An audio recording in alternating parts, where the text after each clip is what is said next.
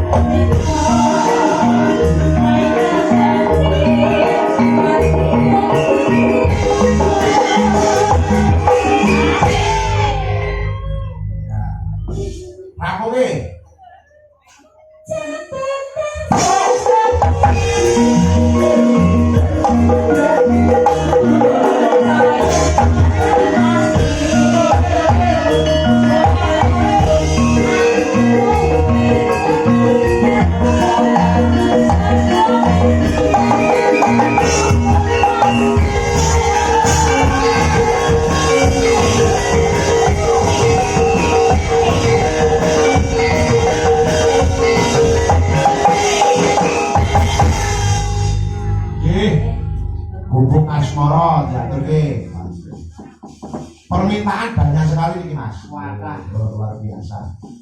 Neng makanan sepeda Mas. Nggih, sing penting iki nggih kadang nggih sing sekian, kadang yo iki pasian, kadang. Ben andun niku sekeca. Nggih. Niki wangsul malih nggon sing mantan Mas.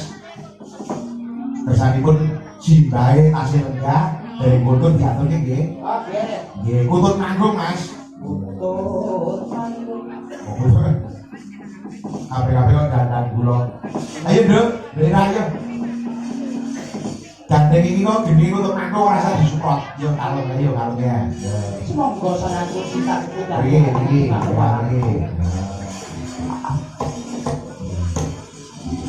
Yang sakit manggung. Wah, sesuk arep Bali, Pak. Saya wis kangen banget. Atur nggih. Iya. Bar kowe kok kebuki pun tak belum. Bulan apa? Lho, wong lanang labet-labete marang tresnane lho, Mas. Heeh. Bar kowe kebuki tak belum kok. Lah iya. Mohon maaf ya Pak. Iya. Izin dulu. Iso ora apa-apa ya. Kantor. Awak kira berangkat Mas, besok arep pulang kantor. Oh iya. Pulang kantor. Apa pulang kantor? Kuwi kok dari Pulang kantor, pulang kampung. toko pino sing budak kan. Itu kok budak. Pripun iki Pak? Wonten pamundutan saking Mbah Dongkol, Nggih. Bapak Zainuri ngersake kutut manggung. Nggih. Wonten tindipun 150 nyoh ditamani nyoh, Mbak Era. Iya. Bandung. Iya. Isi Mbak. Nggih. Ya. Apa kaya apa? Iki ngake bawaan apa badan? Nggih. Komplit wis sore kok. Oh, niki Mbah Dongkol ngersake dibawani kok piye? Yen aja gelo, ya sepuh. Nggih. Nggih. Sae Lho, kali anu, larasnya badhe slendro napa pelok, Mbak Era? Saya belum mawon. Mongga, nggih. Niki wonten pamundutan saking Pak Triyono saking Usum Jumenglung. Pak Oh, Triyono. nggih. Dan Ning mawi kontekan mangke. Oh iya. pamundutanipun kata Kata tur sing nggih. Tur aku gumun ya. Nek wayang iki dhuwit kok ora nganggo ya, Mas yo. Wong kene duit entek tuku, Mas. Oh iya. Beras entek tuku, uyah entek tuku, duit entek tuku. Luar biasa niki lho. Pak Triyono ngersake Usum Jumenglung mawi kontekan mawon 200.000 lho. Saya yang paling suka itu kalimat tadi panitia penyelenggara Mas. Apa? Muga-muga tandurannya kalau didadi hasilnya melimpah ning. Nih, Jangan hanya karena nanggap wayang. tapi Udakara yang akan dilakukan. Orang kok nanggur, kok nanggur wis tanggap wayang mesti beres iki. nggih mesti nggih. Pupuk dirawat dan seterusnya. Intiane kedah wonten. Kan? Nggih. Wonten kontrak, wonten iradat. Oh. Ya terus iku to mangko nggih diajeng. Nggih, Pak. Monggo Mbah Dongkol. Aturan.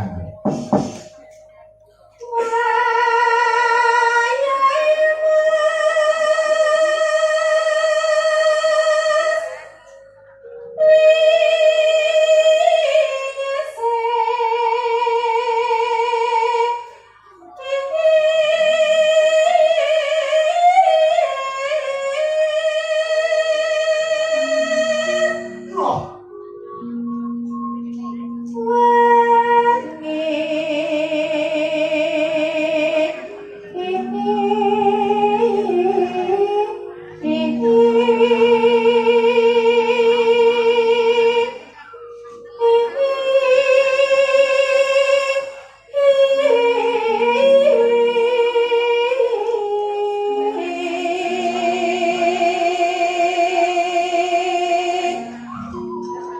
nanti untuk adik-adik yang di bawah Mas, Oke. ini turun Bali nanti jam 12 nanti ada sesuatu dari Dalan untuk kalian.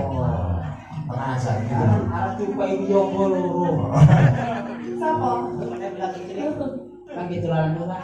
Iya, dia Mbak Surip karo Om Biro. Iya.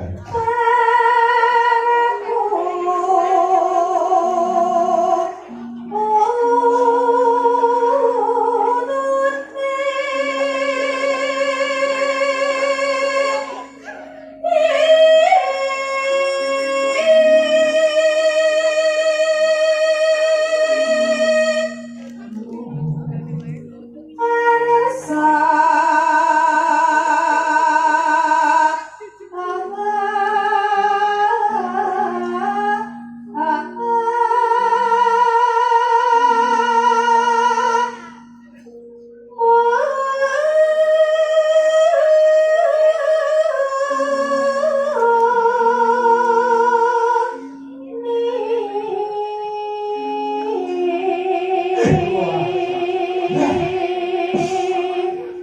to bocah kok suarane kok iso kaya ngono to pintu. Terus malah. Rasane panggonan lho. Wah, rarang bejo mana sing duwe kowe. Saya mau sing bejo karo. Ya. Apa iya Pak? Teknik. Latihan di sana mau. Agar mangkat, bonjang-bonjangno. Ora kok tak motor karo tak pasang iki, Mas. Wah. Nang kena bonjang era. Iya. Bocah ngendi? Hah? Bocah ngendi? Bonjang mburi kan kalau mburi akeh saya nang ngarep. Lah bocah kan terus piye? Ya depan-depan ngobrol. Ora guna ora lho, beres. Pokok dalan sing dagani. Ora Keluar. Mau. Agama. Neng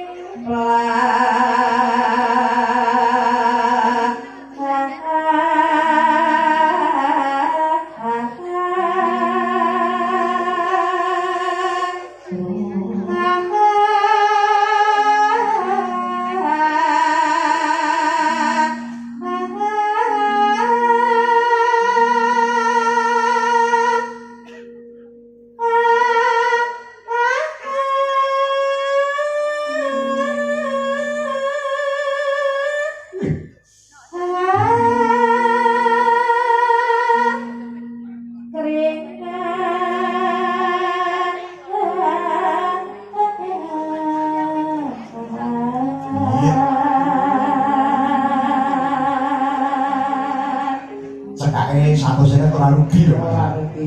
Pangatas ya rugi ya. Ora. Tukar tambah jadi Tukar nopo. tambah ya, Mbak. Tukar tambah ki apa? Kalau kita lanang kawin nopo arep.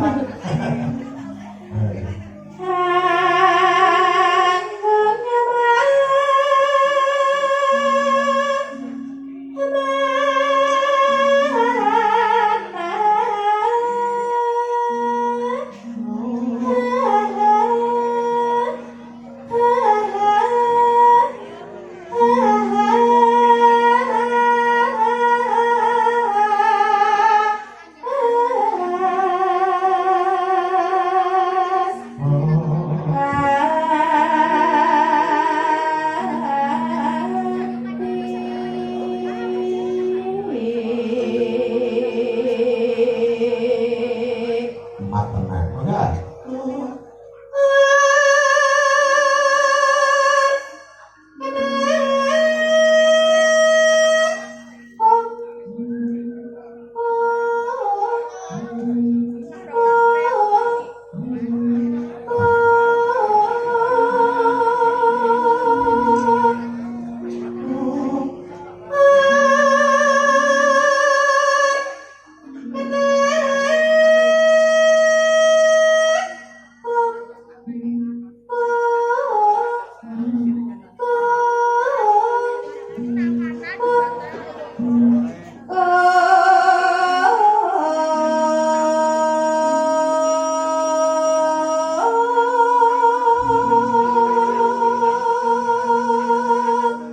Iki wong iki khusus ora pengenal siluman. Maksudnya pripun? Kadang ngilang kan ono. Saya langsung ya Pak, pindah-pindah. Kosok pindah krono kae. Ini kayak anu sing training Bapak dari PD. Ah, Ada yang mau di ospek sama Kak Panji. anjir. Ya. Lanjut.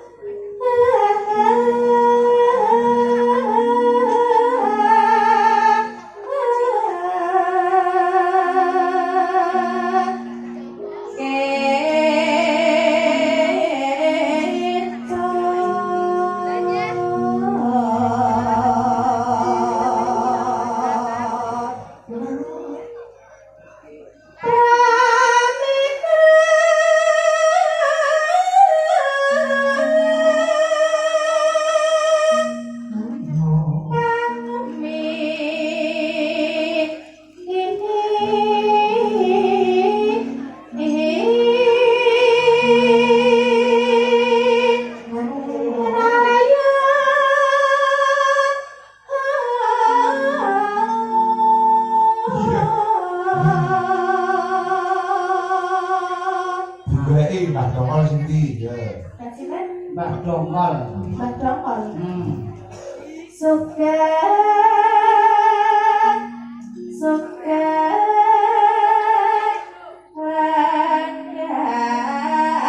Mimpun Mbak Dongkol. Kamu begitu yang ini gitu. Mbah Zainuri. Mbak Zainuri terus sekolah. Ini Mbak Zainuri nggih. Hah. Nggih. Nggih Mbak Zainuri nggih. Nggih, wis mulai kok. Wis ora sing mantuk. Ya.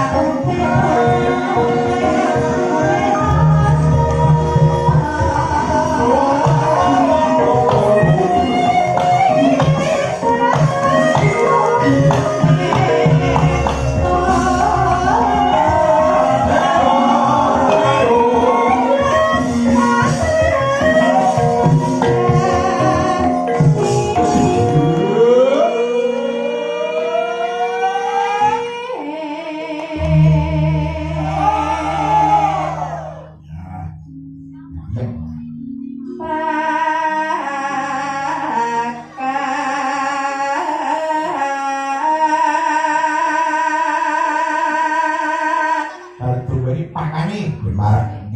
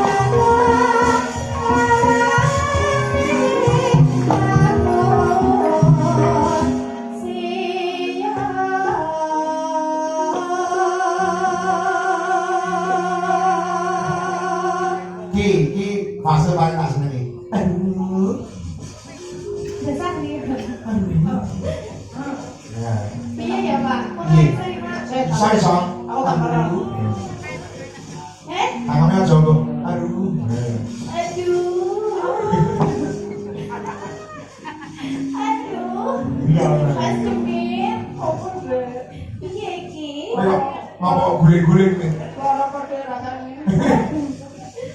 Ora padha bojo kena. Aduh. Aduh.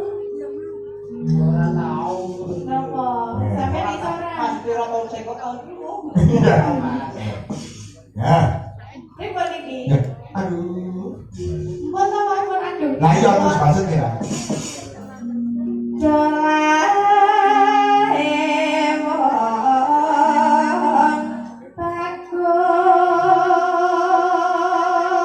Bro, lari wong bagus ya. Wangi-wangi yang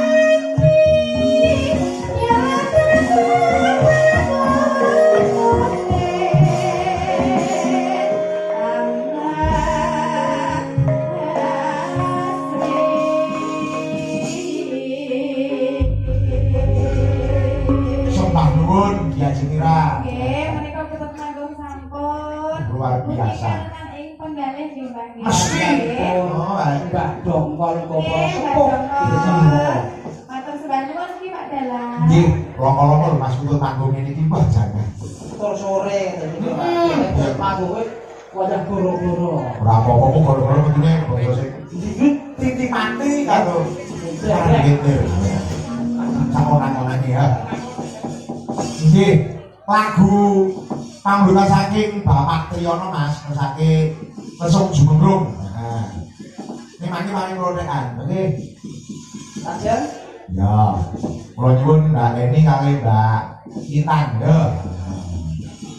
Mbak Eni kali Mbak Intan monggo atur jeneng ya. Eni Intan karo Vita. Oh. Ewe. Bocah tulis sisan ya. Ya. Saking Pak Priyono. Menika ngasta wonten anu lho Mas. Dinas Pendidikan Oh iki. wonten kita Batak. Nggih, Pak Priyono menika. Dan jenengan masa ya ate iso. Masyarakat kaya ya. Ngasta dadi kepala bidang nggih, Abid. Monggo besok Jumengrung ya nyabri 200 sama mesinnya. Ben ora dirasani aku ini dirasani kok jare dalan sok nangani duit ini kan. Nggih Mas Demit kan niku. Hah? Iya, Demit. Heeh. Oh, nggih. Oh. Saking Pak Triyono kapur dumateng Muarang Borotigo. Nggih. Ya Mas buat. Oh alah. Ini nomor kurir terus. Tidak baik. Demit COD.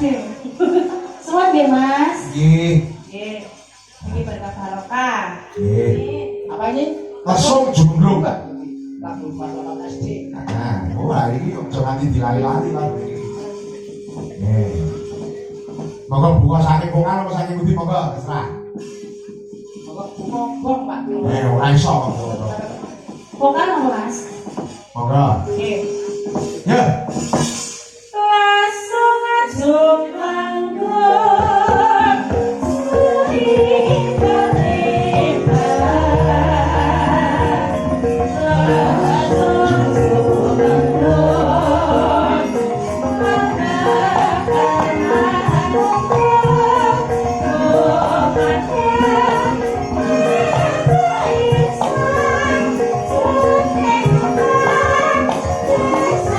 Oh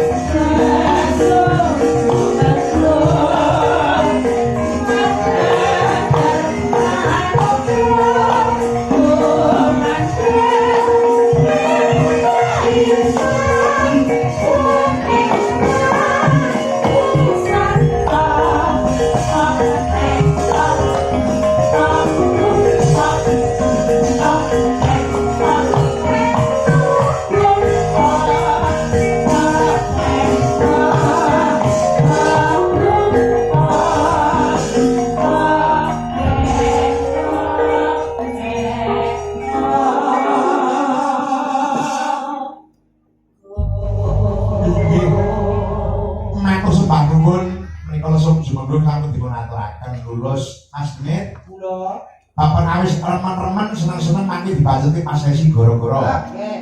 Nggih, kon gawe Kang Prayogi Mas Demit. Kula tak bajet lakon ben lakone aja nganti kebogelan iki makarahinan. Iya. Aja nganti setengah telu bubar yo Mak, siap. Sumandara itu wajib. Ayo Mak. Kuku sing gumongan gumalun. Kening kemyas sangapet.